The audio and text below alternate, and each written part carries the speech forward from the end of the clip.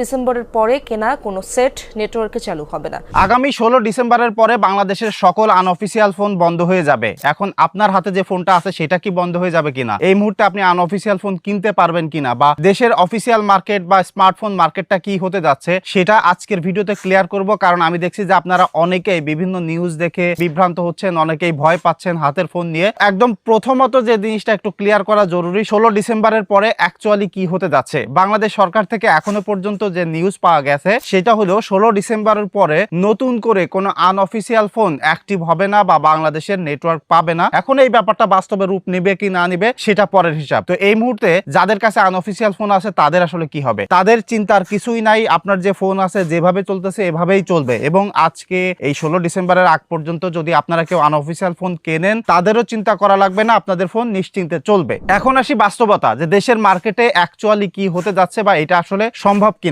আমরা মোস্টলি যেসব ফোন কিনি, যারা মূলত আনঅফিসিয়াল ফোন কিনি, সেই ফোনগুলো দেখবেন যে দেশে অফিসিয়ালি অ্যাভেলেবেলও নাই। এবং তার কারণ হলো সেই ফোনগুলোর আনঅফিসিয়াল মার্কেটের যে দাম, সেই দামই দেশের বাজারে অনেক বেশি। এবং সেইটা যদি বাংলাদেশে অফিসিয়ালি আনে তার প্রায় 1.5 গুণ দাম হয়ে যাবে। কারণ আমি যতদূর পর্যন্ত জানি বাংলাদেশে একটা অফিসিয়াল ফোনের প্রায়